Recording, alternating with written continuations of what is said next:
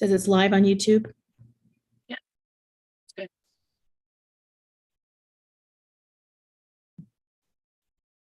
Hey everyone, welcome back to Be Not Afraid. Today we're going to do something a little bit different, and Brooke and Julie and I are going to talk about some of the questions that people have had. Why is this happening? What is the end goal? I thought it would be really important to talk about what excellence actually looks like and what this tends to lead to. I think that you can look at Chicago, you can look at Evergreen State College to get examples of where this all heads. Another place that you can look at is Africa. So I've got just a few videos and or a video and some images, and we're just going to have a chat and talk about the things that we're seeing, especially with what just recently happened in California with parental rights and how it all ties in. So welcome.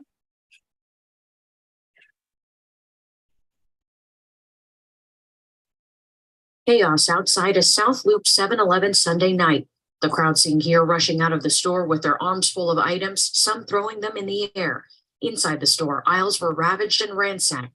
Police say now 40 people, mostly teens, are facing misdemeanor charges as a result of the so-called teen takeover. We haven't arrested people like that, but this group got so out of hand. So if you look up in the corner, you're going to see the term young Black scholars. And one of the things that happens with people who buy into this ideology is that there is no blame, there's no responsibility.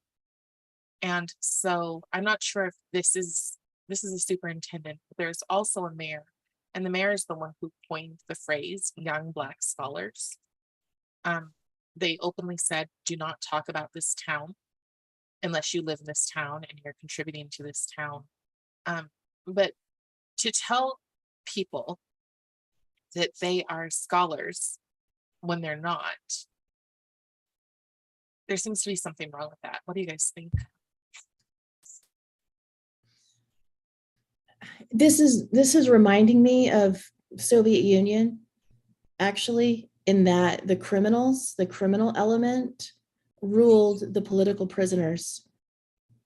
They had a higher social status and than like political prisoners did. Like in the Gulag, it was like the murderers, the thieves, the rapists that like had the high social status.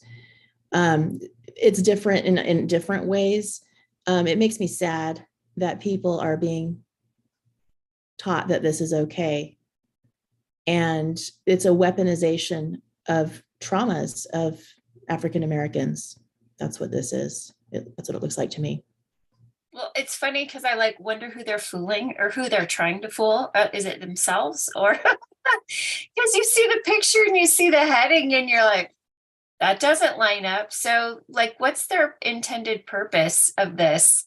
Are they just trying to appear accepting of all people? Are they trying to fool the people? Because the people who watch this and see that see a huge disconnect and just be like, yeah, you're not able to put 2 and 2 together. So, but some people are fooled though. That's the problem, especially younger people who've been heavily subverted. Yeah, I think that they're gaslighting, but I also think that they are trying to normalize this behavior. 100%. They encourage it. The more that it's not punished and the more that it's, it's just fine, that encourages it. Yeah. Brooke, did you have a thought? No, I can't understand why they would want to normalize this behavior.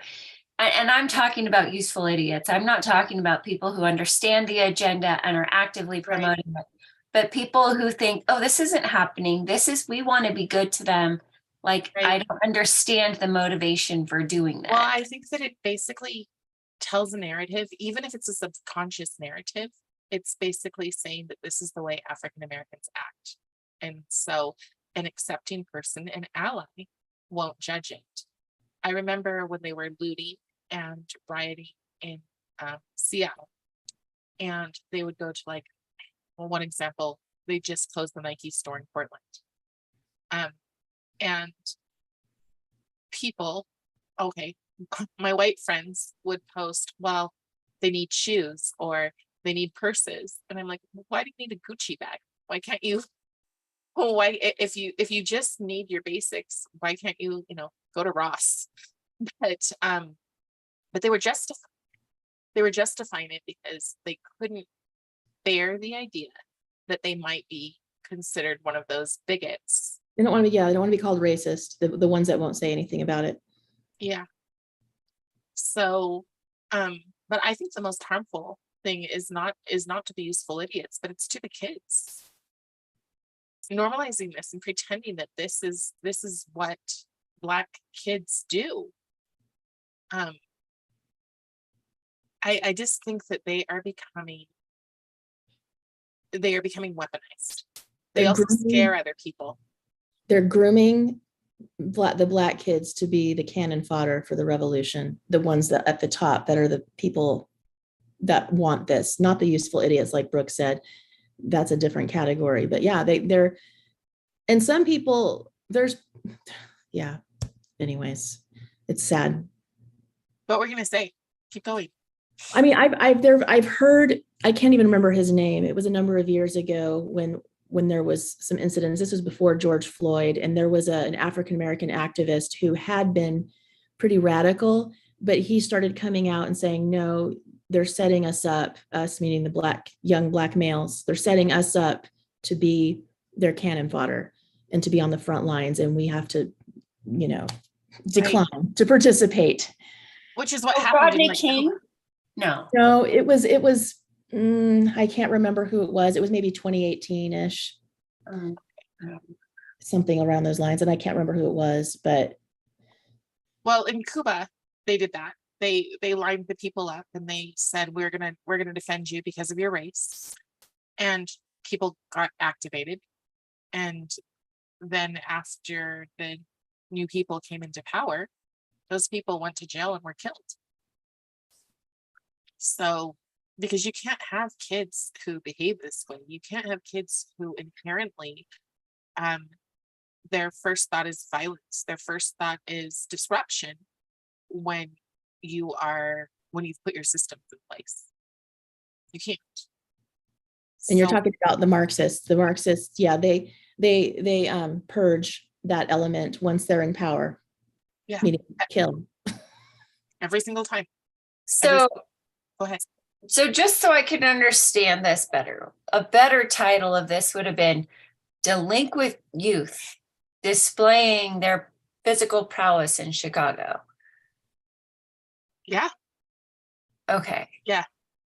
But we call it young Black scholars because, and the other thing is that they want to say, well, I think that what they believe, the maybe true believers, if I understand this correctly, what they're saying is they have all the potential to be young Black scholars if we just let these things go. That is the trauma-informed care. So let these things go and praise them. And maybe if we praise them enough, they'll grow out of it. I'm sorry. No. No. Discipline matters. And that's one of the things that in ethnic studies, there is no discipline. So there's no consequences, I think. No consequences, yes. Well, that's disappearing in our society in general, not just for youth. Yeah. So I think people just want to have what they want without any consequences. And they're told they can, the younger generations are told that message constantly. Or effort. Like you can have what you want without effort or consequences. And it's all about what you want and not how you can get it, in the most legal way. Right. So. Well, it's weakening these people and it doesn't move them towards excellence. There are, I believe the valedictorian for Harvard is a Black homeschooled student currently. And he's extremely intelligent, very young. I feel like he's 13 or something. Whoa. What, the valedictorian of Harvard is From 13 years old? Harvard, homeschooled. I recently saw this post. I don't know if we can look it up, but Genius child. so anyways, very young person, homeschooled. And that's an example of excellence versus this craziness, which is shown to everybody, and it does scare people. So not only does it say you can't object, but it also says that's the way they behave. I think it's designed to radicalize on both ends, not just African-American young males, but also perhaps some white people with some racist leanings to radicalize them further in that direction. Yeah. Well, even without leanings, like in 2020, when all those riots were happening, I was still living in California, and we would go to the park and like there, me with my Black kids, and nobody would look at us, or you know what I mean? It was just normal. Like our neighbors across the street were Black and next door to us. And so it wasn't like an odd thing. But after the riots started, I noticed people going, "Oh, there's Black kids over there." And I was like, what? You know, they would never notice it before that I noticed. I never noticed an obvious recognition that my kids were Black, but I just saw the double take, like, oh, is there going to be, because we had, you know, threats of Antifa coming in and marching in our neighborhood. And so that's the biggest sign of warning to me, is when my kids started to be noticed with sort a sense of alarm, whereas before that they weren't. And so even though my friends would invite me to come, say, hey, come march with us for this, or you need to, you know, come join us, I said, no, I saw the looks on their faces, and this is more damaging to my children to publicize this and say it's okay than it is to stand up and fight for their rights, because there's a difference in how they're perceived that I can tell right now. So that's, I could see how this promotes that, but that really made me nervous to see that big of a change in the perception of my children. It's kind of like how, like Black people, the perception of them changes always with the media. So a lot of people would feel like they got their understanding of African Americans from Fresh Prince of Bel-Air, or The Cosby Show, or Sanford and Son, right? Like, however, but mostly from music videos. Yeah. Mostly that's the how Black people, and that's intentional. So if that's intentional and that's how we show the African American experience, then is this intentional? That this is what we see, that this is all over all the time? You know, people twerking on cars, rioting, looting, swearing, using really horrible language. And that algorithm seems to pick up a lot faster than things of Black excellence. I've seen some beautiful pieces. I was looking for a song that Harriet sings. And I saw this beautiful piece of ballet with these 3 African girls, and they all wore their hair up in I don't know what it's called, something like a turban. And they all sang beautifully, extremely articulate. But is that highlighted? No, I had to dig through to find that piece. Because it doesn't sell, you know, the news outlets want to sell stories, and people send those out more, and, you know, anything that's terrible. And yeah. But also my son, like, learning to be Black, that's what I call it. Okay. Because raised by white parents, you know, like the book, and it's not just his experience, but I've watched him through that. And also the book by Beverly Tatum, Why Are All the Black Kids Sitting Together in the Cafeteria? It kind of explains how you develop your identity just as a teenager, and especially as a teenager of color. And it's like, well, they look to the media to figure out who they are. And then they see, you know, so he really loves NBA players and, you know, all of this different stuff. And just always told him, you get to be you. and whatever that is, you know, and you get to develop who you are. And you could have people telling you who you are. You could take that on if that's what you want, but you get to be who you create yourself to be. And so I haven't like pushed him either way. Just kind of letting him find what, eventually, hopefully finding what resonates with his true, who he wants to be and wants to create who he wants to be. But I think there's just a natural part of discovery and, you know, and you do take the media seriously. You think that's the real world instead of knowing that we're who creates the real world.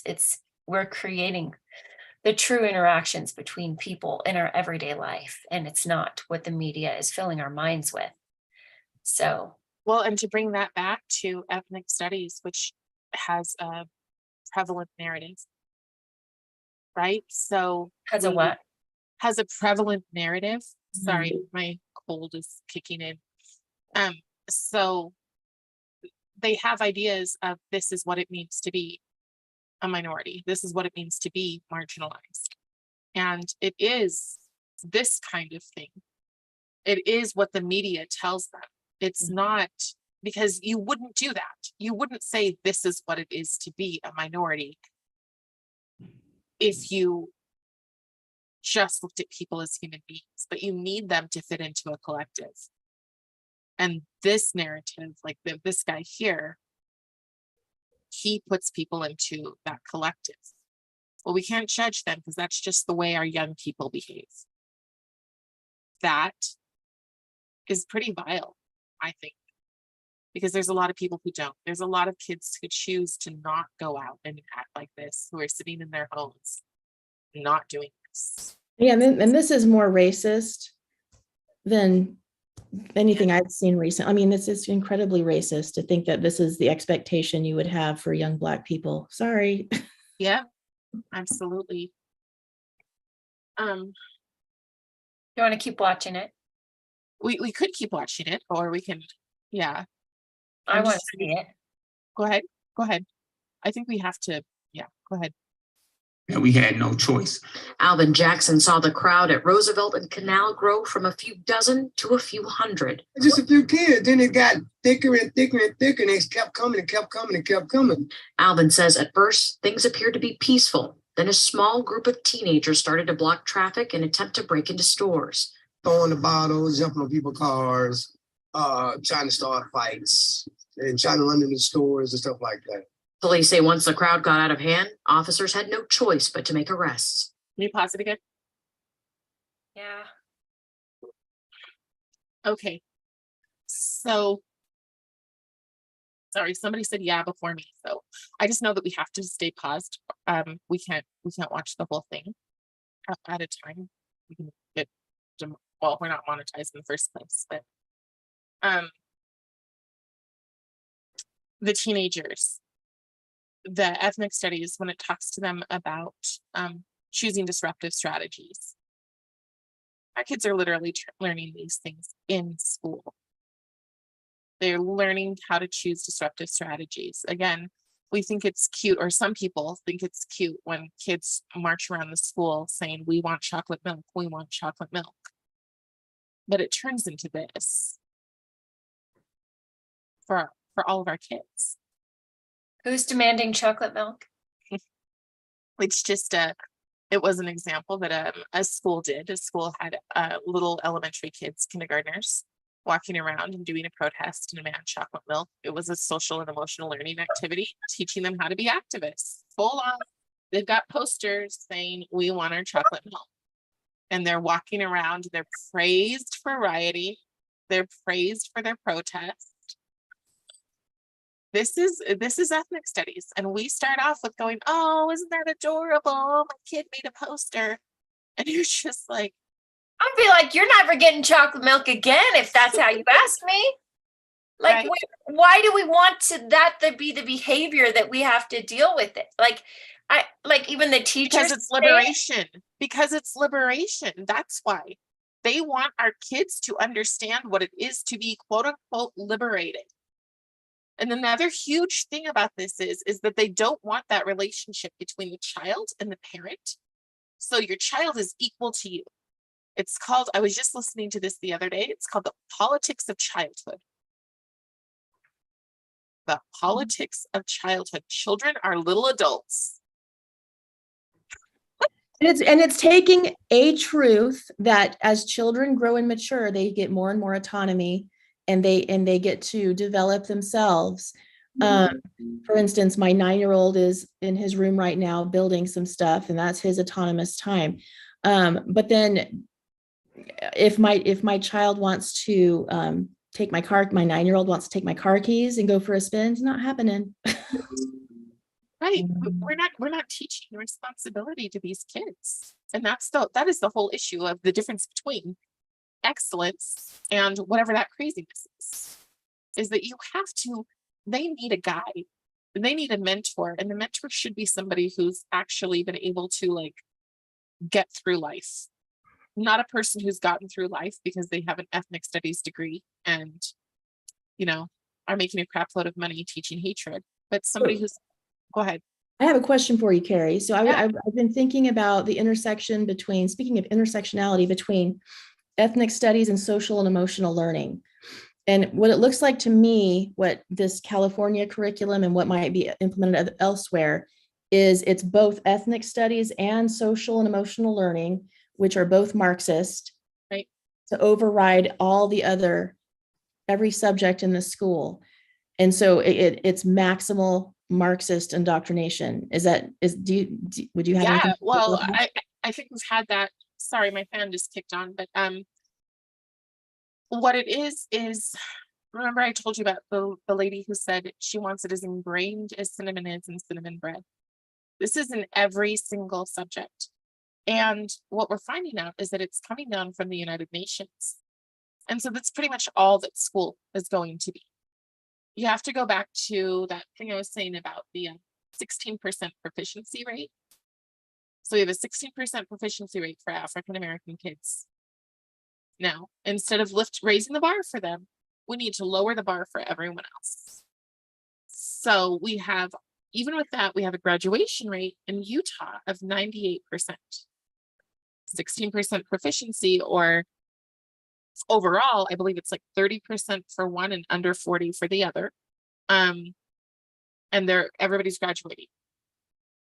So yeah, everything, all SEL, all social and emotional learning goes into, we need to be kind, we need to be tolerant. And by the way, we need to be kind of lesbian and gay and transgender and every single race. And and by the way, kind doesn't just mean your version of kind where you're just a kind person, but it means you're celebrating them, that you're circling around them, that you are centering around your marginalized.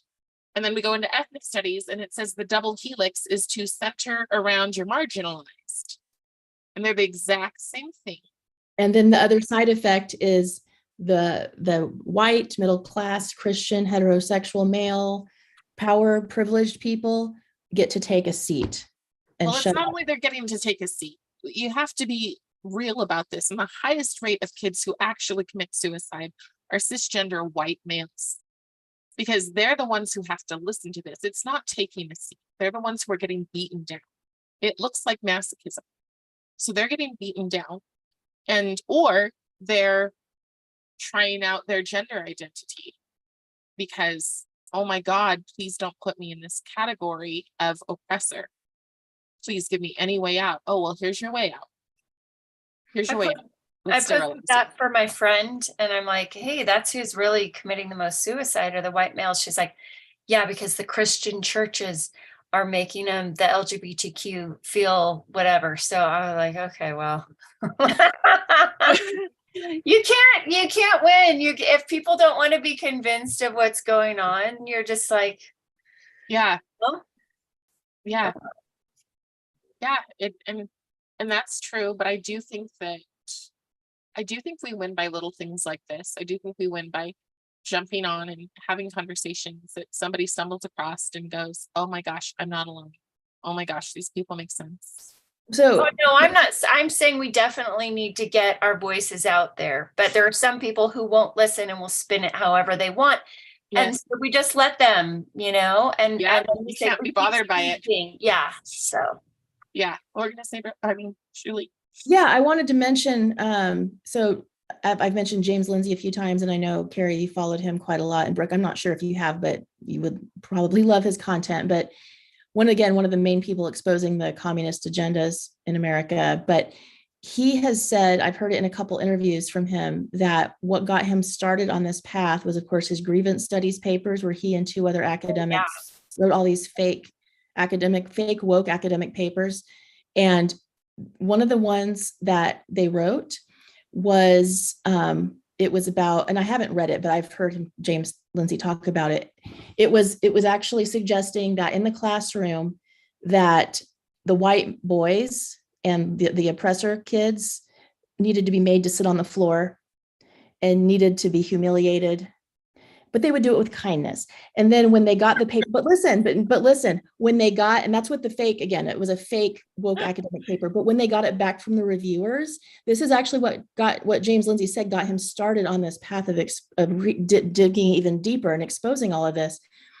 The reviewers, the peer reviewers, got back and said, no, don't do it with kindness, because we have to, again, that's centering on the privilege. We have to not do it with kindness. Yeah, sure, make the white boys, white kids sit on the floor, not with kindness.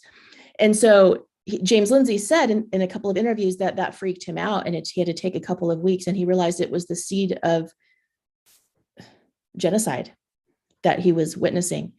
And that if this was allowed to continue, it could lead to mass murder. And we've seen that happen in Will you places. pull up that, Brooke? Will you pull up the Africa one? The Africa what? The Africa page that I sent? I think I sent. South African government data. Yeah. Okay.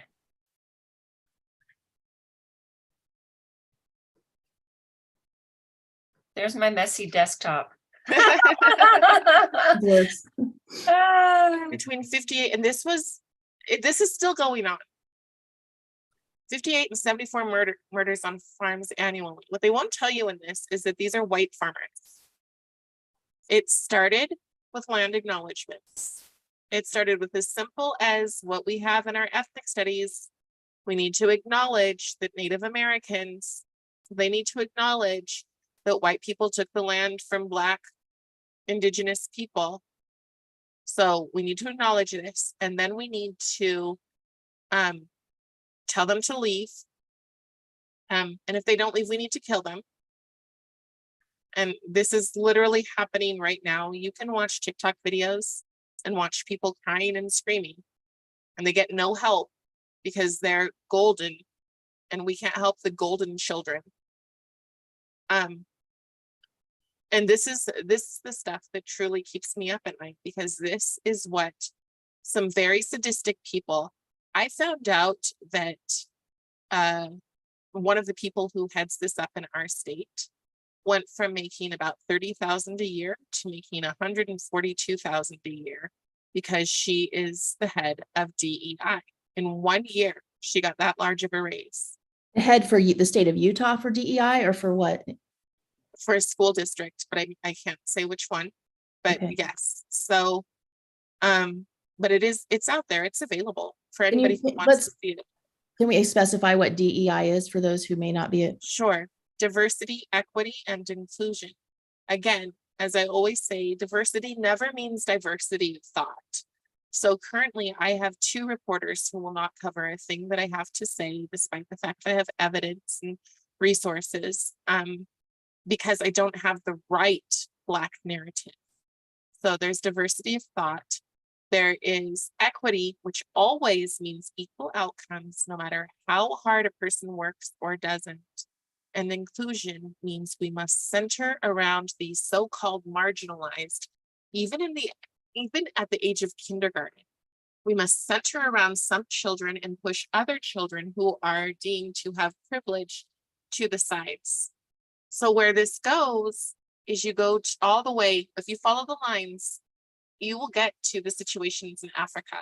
You will get, which is current, but then you will get to the situations of Mao and Stalin and Pol Pot, where children are taught to hate to the point that this is eventually where we get. And if you take a look at the curriculum, and if you take a look at the people who teach the curriculum, if you watch them on YouTube, you can see that seed of hatred. I get sick to my stomach watching some of them, because I'm like, what in the world happened to you to make you so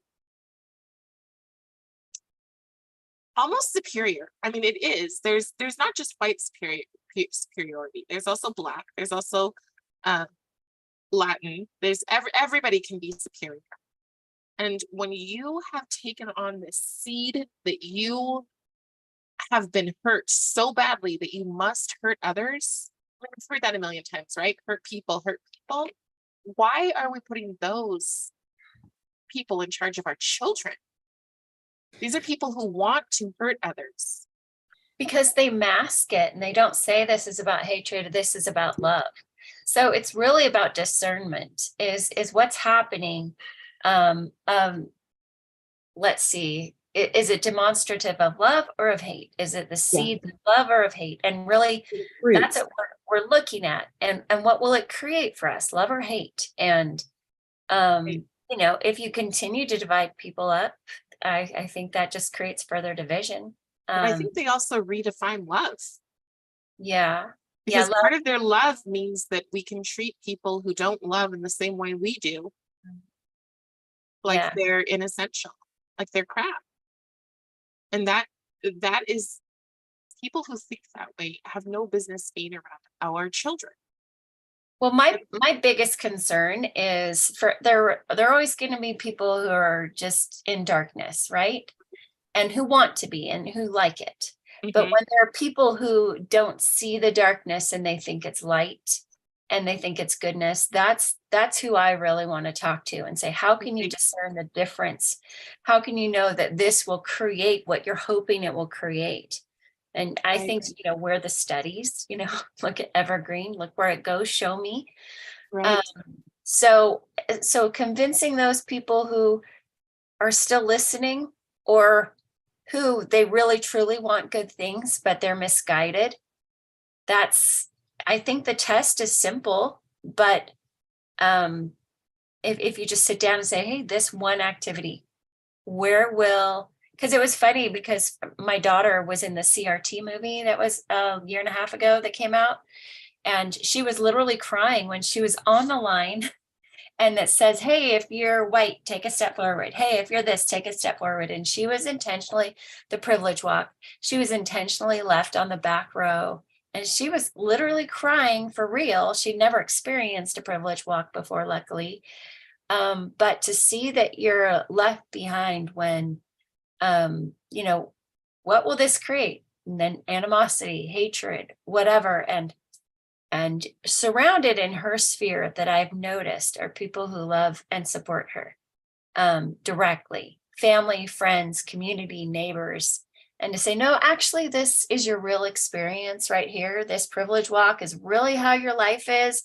It's not all the direct interactions you've had throughout your life. That's sowing the seeds of hate. And, you know, even if the intentions are good, that's the net effect. And if you just look at the tears streaming down her face, it's not that hard to discern.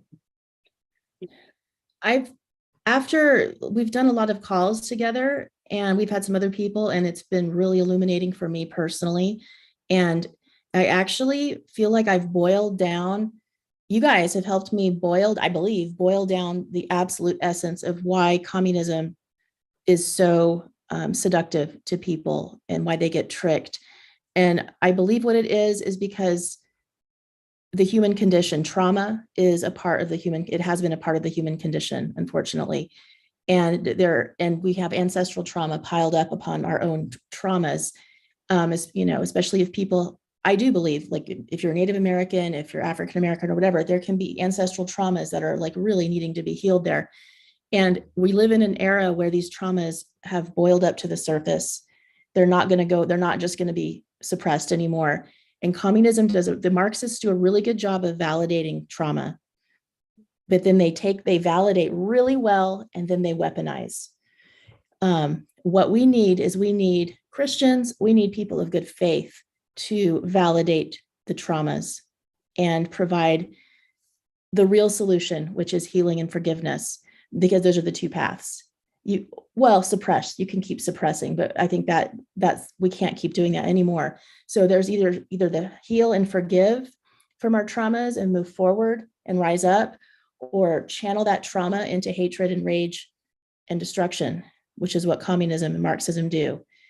And anyways, what do you guys think of that? Do you have anything to say about that? I think that a lot of it makes sense. At the same time, I feel like we can't spend every moment of every day validating people's emotions. So it doesn't, so I guess. Not within the schools anyways. Oh, but even outside of the schools, like I don't have, and I don't think it's suppressed. I can only speak for myself, but I don't have a ton of trauma based on the fact that I'm half Black. Like it doesn't affect me, and it didn't affect me until 2020. It didn't affect me. It doesn't change my income level. It doesn't change. There's so many things that are just the human experience. And I feel like if we validate everything, we get into that kind of post-traumatic slave syndrome. My ancestors were slaves. And to me, I go, all right, I'm only likely second generation American. Okay. I don't know who my father is, but I have an idea. And if that's the case, then I'm second generation American. And is there bad things in his history? Yes. Are there bad things in the history just 10 years before I was born? Yes. Civil rights. Okay. So if these things, I don't see it as trauma, probably because of my faith. My faith tells me be grateful. I have a sense of gratitude. So I go, wow, it's amazing that I have this opportunity and I can walk through life this way, as opposed to if somebody turned to me and said, oh, poor you've been through so much, I would feel like that's infantilizing. Similar to how it feels like when people go, oh my gosh, you were a foster kid. You've had so much terrible things. And it can infantilize you. So I feel like for me, again, and I do think this is best, why introduce kids into something as if it's theirs that's not? Like those stories belong to someone else. When I go out and I do Harriet, right? I'm not, and people come up to me and they'll be like, oh my gosh, you did Harriet, then cried, and oh, I'm so sorry we did this to you. And I'm like, but you didn't. I'm not Harriet. You did not do this to me, and I'm always trying to tell these stories from a point of, this is a story to learn from, but it's not a story to take on. You're a prime example of someone, and again, Christianity does that for a lot of people. It's a way out of our own traumas, in a constructive way for many people. And so you're not susceptible to the Marxist message because you're not led by your traumas. I don't know. I think there could be a way for, not on like a mass scale, constantly like over the top validation, but like I saw Matt Walsh, I follow him on Twitter, and he does some great stuff, but other times I'm just like, dude, like, right. and he posted this, he was mocking this woman who wrote an article about how her being a mother has been really hard and kind of traumatic for her. And he's like, oh, and like everyone was commenting, oh, and I'm like, actually, for some mothers, that is their experience. And to like invalidate, you're pushing people away. It's not helpful to say, yes, for some women, motherhood can have elements of trauma and just validate that, not to like over the top. But anyways, that's kind of, it's a fine line, and it's not something, it's more like on an individual level within churches and families. We don't need to go over the top. Even just a mention of acknowledging that groups and people have perhaps been through some difficult things, not to completely invalidate. I think that can be helpful for the side of freedom, Yeah. for those who want that constructive path. That makes forward. a lot of sense, but I think that in mentioning that, we also have to mention the other side. So what we hear when we think of Black people, what we're told to think about them is that they've always been born, they've always been oppressed. And we don't tell the stories about successful African Americans who've been, or even free Black people. You know, there were free Black people in the time of Harriet Tubman. But we don't tell those stories because they don't fit the narrative. And I think that that's another way to validate, to say some people have this story and some people have this story. But guess what? If you're Irish, you weren't born into privilege necessarily. Like, you may have eaten potatoes and, you know, come over here and had signs in windows that said, you can't do anything either. So why are we hitting people and saying that you're privileged when you very well might have had a window that said, no Blacks, no dogs, no Irish? But we don't. And the other thing is, and this is something we do have to wrap up, but this other thing is that I was talking to Alvin Louis, and he said, this is the fundamental difference between immigrants and African Americans. African Americans are taught to always look backwards. Always look backwards, always think about, I can't do because this happened. Immigrants always look forward. They always go, I am here and I have all the opportunities in the world. So we have to stop with that broken narrative. And I think that somehow, even with our like chat all over the place, that ties it all in to excellence. Excellence comes from looking forward. And everything in ethnic studies is looking backwards. It literally says to look backwards to pre-colonial times. We're talking savagery is what it wants us to look back at. I mean, it literally says that. I was reading that today in one of the old ones that we covered. So we have to go forward. And that doesn't mean that, you know, the person who's broken and feels like I can't because of X, that's fine. Then you deal with that person, not that collective. And I think that's tricky. I think that there's a lot of really good people, including you, Julie, and I mean this with all the love in the world, but who have been taught to think this is the way these people, they have had this much. And I'm thinking, okay, so we have had this much, or some people have had this much, but you also have to hear the other stories, because some people in that same category have not had those levels of oppression. And it's a slap in the face to, it's not respecting their culture. It's not respecting their history. Anyways. Yeah, thank you for sharing. I think there's a lot of good stuff there. Brooke, did you have anything? We're wrapping up. Can't hear you. You're silenced. Sorry. I was just thinking back to healing my own trauma and how is that done? And, you know, for me, I think everybody has to find their way through dealing with the hard things and moving forward. And I think you do have to have space to feel whatever you personally felt. And forgiveness is one of the biggest ways to be empowered, because I do not want to carry, freedom is my highest value. Freedom from carrying hate, freedom from, you know, carrying around anything that happened in the past. I'm here, I'm now, and life is good. And I'm not going to carry that stuff because it weighs me down. And so self-empowerment and be able to create my own experience and wanting to give that to my children, that's what my highest value is. But getting there, I had a lot of therapy, and then I had a life coach, and I was like, I need both at the same time. And then I went to the life coach. So it's kind of like creating the future that you wanted. So I think everybody's in their own journey, but I would say there's nothing like forgiveness for you to get real power. Yeah, I mean, here's the thing with ethnic studies, you can't create the future that you want because they've already created it for you. They've already Good point. created what you're stuck with. And it's a highly destructive, they paint the utopian picture, but that's not the results that we would be getting from that. No. All right, my friends, I think that was an awesome conversation.